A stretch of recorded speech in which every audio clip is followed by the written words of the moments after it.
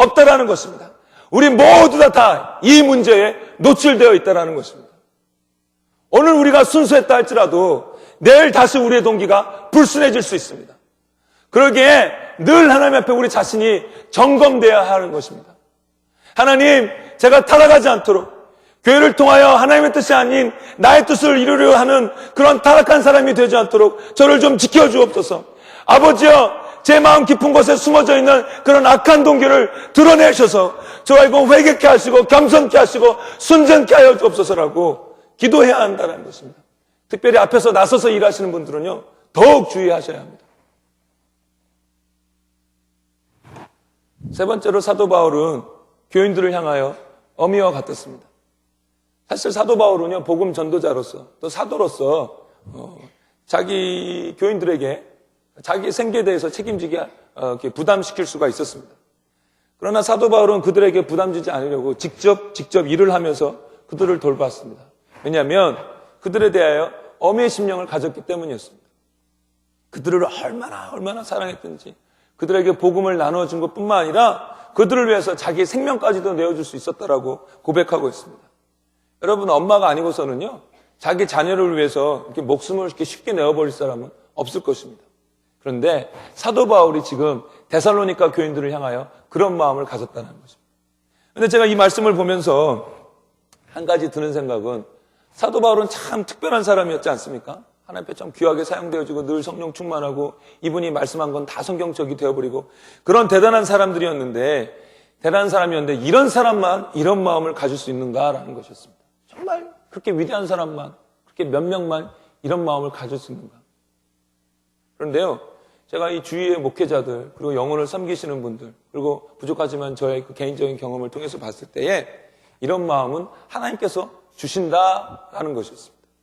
저희 어머니도요, 저희 아버지 교회에서 부목사로 한참 있다가 이제 독립해가지고 그 얼마 떨어진 조그만 교회, 정말 시골 깡촌입니다. 거기서 정말 촌 사람들 몇 명 놓고 목회를 해요. 근데 저희 어머니가 전화로 이야기를 이런저런 이제 새로운 목회하면서 얘기를 하시는데, 야, 진광아, 그 교인 몇 사람 냈고 이렇게 사역하는데 이 사람들이 너무 사랑스러워서 내가 죽을 수도 있겠다. 이런 생각도 들더라 하면서 저한테 이렇게 말씀하시는 것이었습니다. 제가 보기에는요, 하나님을 사랑하여서 하나님을 기쁘시게 하려고 영혼을 섬길 때에 하나님께서 자연스럽게 저희들에게 주시는 마음인 것 같습니다. 물론 저희들이 영혼 사랑하려고 애쓰고 노력해야 되는 것도 있겠고 또 저희들이 그런 어미의 마음 달라고 기도도 해야 되겠지만 하나님 기쁘시게 하려고 영혼들을 섬길 때에 하나님께서 자연스럽게 주시는 그런 마음인 것 같습니다. 여러분, 어미의 마음을 가지면요, 함부로 말을 해서 상대방에게 상처를 주지 않습니다. 오히려 상대방의 마음과 상황을 더 고려합니다. 어미의 마음을 가지면요, 부드러워지고 사랑스러워집니다. 어미의 마음을 가지면요, 어떻게 해서든지 간에 상대방을 이렇게 세우려고 애를 씁니다.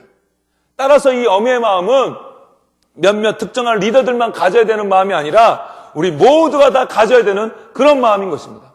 우리 모두가 다 어미의 마음으로 가득할 때요, 저희 공동체는 흔들릴 수가 없습니다. 다 어미의 마음이 가득한데 어떻게 해칩니까?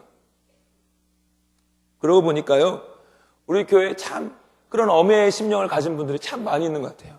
얼마나 정말 감사하고 교회에 복이 되는지 모릅니다. 그런데요, 제가 보니까 좀 어미의 마음이 좀 필요하신 분들도 있는 것 같습니다. 하나님 사랑하면 하나님에 대한 사랑이 이웃에 대한 사랑으로 드러난다라고 주님께서 말씀하지 않으셨습니까? 우리 주님 기쁘시게 하려고 할 때에 영혼에 대한 한 영혼에 대한 어미의 마음을 하나님께서 주실 것이라고 믿습니다. 우리 다 그런 마음 가지기를 주의 이름으로 축원합니다. 네 번째로 사도 바울이 하나님을 기쁘시게 하는 생활이 어떤 것인지를 가르쳤는데 말로만 가르친 것이 아니라 아비처럼 삶으로 그것을 보여주고 가르쳤다라고 말씀하고 있습니다. 지난주에 김원계 목사님께서 말씀하셔서 많이 강조하셨기 때문에 그냥 간략하게 넘어가는데요. 수학, 영어, 물리, 화학 이런 것들은 말이나 책으로 배울 수 있습니다. 그렇죠. 그러나 다른 사람을 사랑하는 것, 열심히 자기 일에 최선을 다하는 것, 구제하는 것, 헌금하는 것, 삶에 대한 태도 이런 것들은요, 그렇게 실제로 하는 사람을 보면서 배운다라는 것입니다. 저 같은 경우도요, 제가 전도사, 목회자 이렇게 있으면서 한 영혼을 사랑해야 된다는 것, 얼마나 잘 알고 또 그렇게 얼마나 많이 설교했겠습니까? 그런데 같이 그날 옛날 교회에서 같이 사역하는 부목사님이 정말 한 영혼 한 영혼을 정말 사랑해 주는 거예요. 교인들을 이렇게 좀 늙은 암탉이라고 그러죠. 다른 사람 콕콕 쪼아대는 그런 성도. 그리고 사역자들에게도 이렇게 말을 톡톡해서 좀 상처 주는 성도지만 정말 사랑해 주고 이렇게 베풀어 주는 것을 보게 됐어요. 그러면서 저도 보면서 그걸 옆에서 보면서 나도 저렇게 사랑해야지, 나도 저렇게 영혼을 섬겨야지라고 배운 것입니다. 저도 저 나름대로 굉장히 열심히 살아왔다라고 또 교회 섬겨왔다라고 생각을 했는데 이 교회 와가지고 나는 좀 많이 부족하구나라는 생각을 많이 하게 됐습니다. 우리 김원기 목사님과 그 일당들, 우리 그 부사역자들 정말 열심히 하나님 섬기고 교회 섬기지 않습니까? 뱁새가 황새 쫓아가다 가랑이 찢어진다고. 그래도 김원기 목사님 쫓아가면서 이런 사람 사역하다가 정말 힘들어 죽겠더라고요. 그런데 힘들다고 말도 못하고. 그런데 그걸 보면서 더 열심히 하나님 섬겨야지, 더 교회 섬겨야지라고 정말 마음속 깊이 배우게 되는 것입니다. 여러분, 이 땅에 재물을 쌓아두지 말고 하늘의 재물을 쌓아두라고 여러분 다 배우셨죠? 헌금 그렇게 해야 된다는 거 배우셨죠? 어려운 사람 구제해야 된다는 거 배우셨죠? 저도 잘 알고 있고 여러분도 다 잘 알고 있습니다. 근데 제가 그걸 언제 깊이 배우게 되었냐면 그렇게 실제로 하는 저희 부모님을 보면서 배우게 되었다는 것입니다. 중요한 것은요, 삶으로 보여줄 때 배웁니다. 우리의 자녀가 기도하기를 원한다면 내가 기도해야 우리의 자녀가 기도하는 것을 배운다는 것입니다.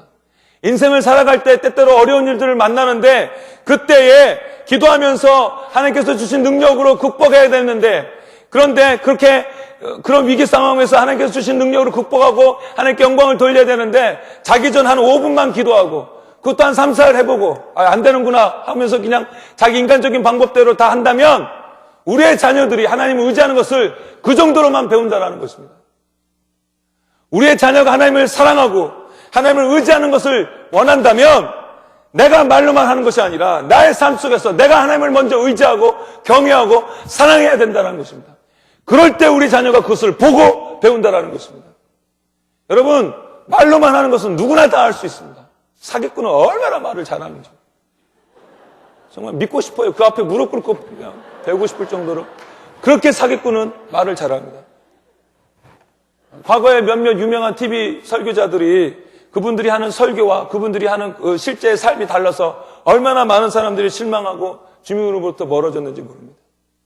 사도 바울은요, 자기 자신에 대한 모함이 있었을 때에 여러분들이 잘 아십니다. 여러분들도 잘 아시다시피라고 계속 반복하면서 자기가 얼마나 순전하게 그들을 섬겼는지를 말하고 있습니다. 왜요? 그곳에 있을 때 정말로 사도 바울은 자기가 말한 그대로 살았기 때문이었습니다. 그리고 데살로니가 교인들도 같이 가까이 살면서 사도 바울이 어떻게 살았는지를 보았기 때문이었습니다. 그렇기 때문에 사도 바울은 여러분들이 봤잖아요. 여러분들이 잘 알잖아요. 그러면서 과거의 그 일을 상기시켜주는 것입니다. 여러분, 삶으로 보여주는 저와 여러분 되었으면 좋겠습니다. 적어도 크리스찬으로서 이렇게는 살아야 되는데라는 그런 부담이라도 좀 저희들에게 있었으면 좋겠습니다. 마지막으로 데살로니가 교회가 세워진 지 얼마 되지도 않고 또 핍박도 있었어요. 그럼에도 불구하고 데살로니가가 굉장히 강건하게 있었는데 그 이유를 함께 나누고자 합니다. 근데 그 이유는 뭐냐면 사도 바울이 전한 말을 하나님의 말씀으로 받았기 때문이었습니다. 우리말로 말하자면 이 성경 말씀을 하나님의 것으로 받았다라는 것입니다. 그러면 하나님의 말씀으로 받는다라는 것은 구체적으로 무엇인가 함께 생각해 보기 원하는데요. 첫 번째로 하나님의 말씀으로 받는다라는 것은 반드시 이루어지는 것으로 받는 것입니다. 반드시 이루어진다라고 받는 것입니다. 하나님께서는 이사야서 55장 11절에 이렇게 말씀하고 있습니다. 내 입에서 나가는 말도 헛되이 내게로 돌아오지 아니하고 나의 뜻을 이루며 나의 명하여 보낸 일에 형통하리라. 하나님께서 하신 말씀은 반드시 이루어진다라는 것입니다. 결코 헛되이 끝나지 않는다라는 것입니다. 여러분, 한국에서 좀 오래전에 유행한 건데요. 허무뉴스라는 거 아세요? 허무뉴스? 모르시죠?